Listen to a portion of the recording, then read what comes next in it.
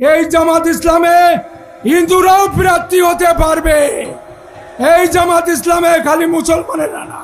খুলনা এক অর্থাৎ দাকব ও বাটিয়াঘাটা আসনে এমন একটি রাজনৈতিক নাটক মঞ্চস্থ হল যা জামায়াতে ইসলামের বহু বছরের আদর্শকে সরাসরি প্রশ্নবাণে বিদ্ধ করছে। মাওলানা আবু ইউসুফ, যার পরিচয় ধর্মভিত্তিক রাজনীতির কেন্দ্রবিন্দু, তাকে সরিয়ে দেওয়া হলো আর দাড়িপাল্লা তুলে দেওয়া হলো ডুমুরিয়া উপজেলা জামায়াতের সম্পৃক্ত হিন্দু কমিটির সভাপতি কৃষ্ণ নন্দীর হাতে, যার বিরুদ্ধে অভিযোগ রয়েছে আওয়ামী লীগ সম্পৃক্ততার। বুধবার খুলনায় ৮ দলের সমাবেশে এসে আমির ডাক্তার শফিকুর রহমান এই সিদ্ধান্ত ঘোষণা করেন, আর তাতেই ফুঁসে ওঠে এলাকার রাজনৈতিক অঙ্গন। আমাদের আজকের ভিডিওতে আলোচনা করব কৃষ্ণ নন্দীকে ঘিরে হিন্দু হয়ে কেন জামায়াতের মনোনয়ন পেলেন, তাকে মনোনয়ন দেয় কি বলছে দেশবাসী। চলুন বিস্তারিত জেনে নেওয়া যাক। একমাত্র হিন্দু মুসলমান সবাই এই জামাত ইসলামের কাছে সুরক্ষা থাকবে। খুলনা এক আসনে প্রার্থী পরিবর্তন করে এবার জামায়াতে ইসলামী প্রথমবারের মতো হিন্দু সম্প্রদায়ের একজন নেতাকে মনোনয়ন দিয়েছে। নতুন প্রার্থী হিসেবে মনোনয়ন পেয়েছে ডুমুরিয়া উপজেলা জামায়াতের হিন্দু কমিটির সভাপতি কৃষ্ণ নন্দী। সোমবার খুলনায় ৮ দলের বিভাগীয় সমাবেশে জামায়াতের আমির ডাক্তার শফিকুর রহমান এই সিদ্ধান্ত ঘোষণা করেন। বুধবার বিকালে স্থানীয় নেতাদের বৈঠকে আমিরের সিদ্ধান্ত নিশ্চিত করা হয়। মনোনয়ন পাওয়ার বিষয়টি নিশ্চিত করে কৃষ্ণ নন্দী বলেন, আমাকে কেন্দ্রে ডেকে নিয়ে গিয়েছিল। সেখানে জামায়াতের আমির সহ উচ্চ পর্যায়ের নেতারা ছিলেন। তারা আমাকে প্রার্থী ঘোষণা করেছেন, আমি তাদের নির্দেশনা পেয়েছি, এলাকায় গিয়ে কাজ শুরু করব। এর আগে এই আসনে জামায়াতের প্রার্থী ছিলেন মাওলানা আবু ইউসুফ। তাকে নিয়ে প্রশ্ন করলে কৃষ্ণ নন্দী বলেন, বুধবার জামায়াত আমির আমাদের দুজনকে বুকে বুক মিলিয়ে দিয়ে গেছেন, তিনি নিজেই আমার জন্য প্রচারণায় নেমেছেন। তাছাড়া জামায়াতের মধ্যে কোনো দ্বন্দ্ব নেই। জানা গেছে ডুমুরিয়ার চুকননগর গ্রামের বাসিন্দা কৃষ্ণ নন্দী 2005 সালে জামায়াতে ইসলামীতে যোগ দেন। বর্তমানে তিনি ডুমুরিয়া উপজেলা জামায়াতের হিন্দু শাখার সভাপতি এবং স্থানীয় সনাতন কমিটির সভাপতি হিসেবে দায়িত্ব পালন করছেন। রাজনৈতিক দল হিসেবে জামায়াতকে বেছে নেওয়ার কারণ সম্পর্কে একটি গণমাধ্যমের সাক্ষাৎকারে তিনি বলেন, কঠোরভাবে আদর্শভিত্তিক জামায়াত হলো ন্যায় সততার দল। এখানে দুর্নীতি নেই, চাঁদাবাজি নেই, মাদক নেই, শান্তি সমৃদ্ধি আনার দল বলে আমি জামায়াতকে বেছে নিয়েছি। 2005 সাল থেকে আমি এটি করছি, হঠাৎ নয়। আগের সরকারের আমলে কোণঠাসা ছিলেন বলে অভিযোগ তার। দীর্ঘদিন আওয়ামী লীগের দাপটে থাকা এই এলাকায় তিনি জামায়াত করার কারণে বিভিন্নভাবে চাপের মুখে ছিলেন বলে অভিযোগ করেন।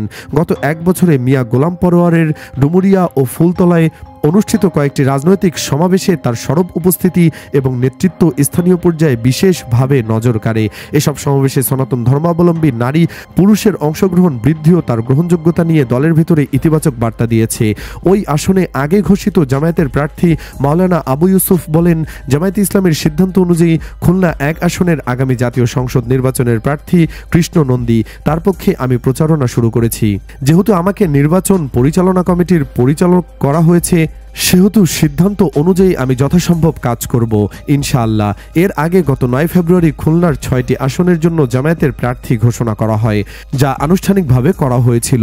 এর মধ্যে বাকি 5টি আসনের প্রার্থী ঠিক থাকলেও শুধু খুলনা 1 আসনে প্রার্থী পরিবর্তন করে হিন্দু সম্প্রদায়ের কাউকে প্রার্থী করা হলো প্রায় 10 মাসের ব্যবধানে। খুলনা 1 আসনে তার মনোনয়নকে দলীয় পর্যায়ে একটি ব্যতিক্রমী ও কৌশলগত সিদ্ধান্ত হিসেবে দেখা হচ্ছে। যদিও দেশব্যাপী জামায়াতের এই সিদ্ধান্ত ব্যাপকভাবে সমালোচিত হচ্ছে।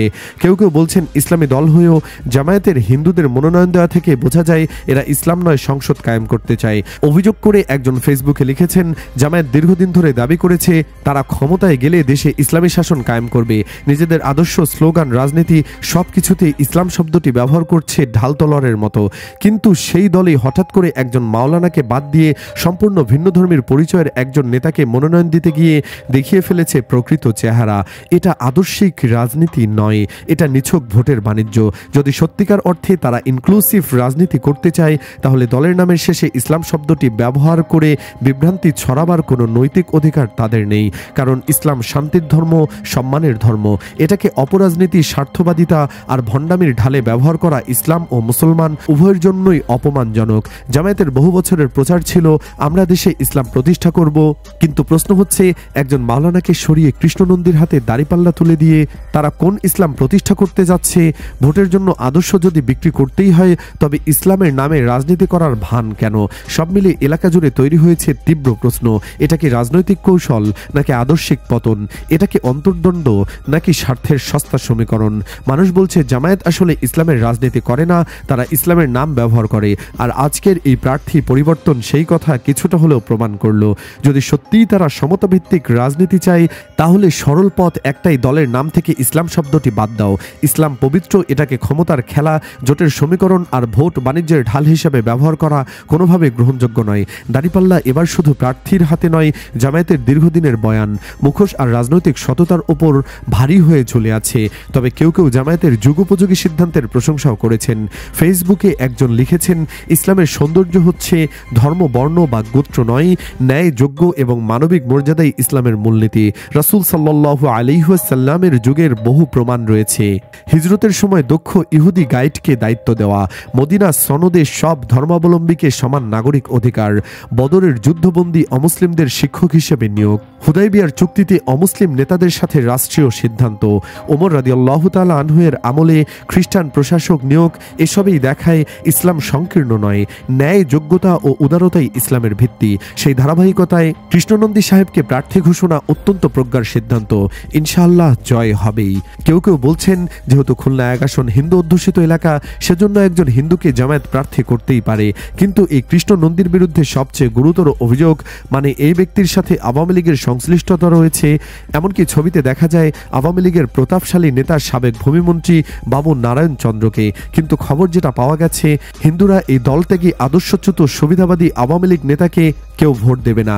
এখন বিএনপির উচিত এই আসনে জনপ্রিয়, কমিটেড এবং যিনি মাঠে ও সবসময় মানুষের পাশে ছিল এমন নেতাকে মনোনয়ন দেওয়া। খোঁজ নিয়ে জানা গেছে কৃষ্ণনন্দী একজন ব্যবসায়ী।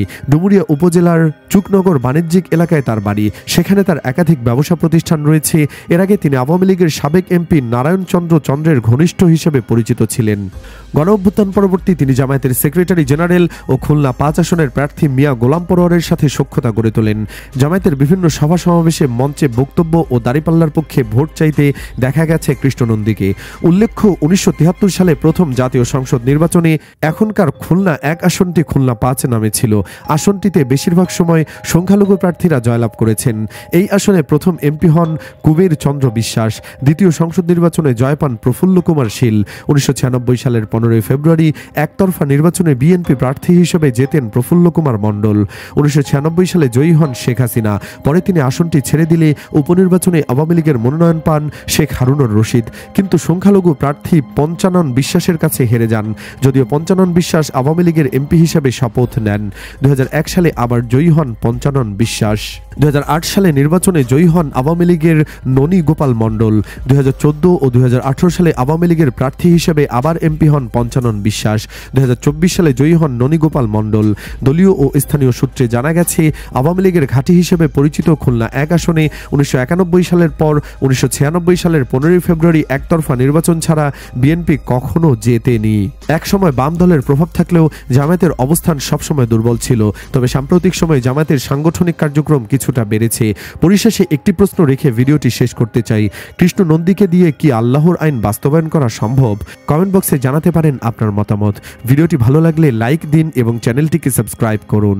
ধন্যবাদ।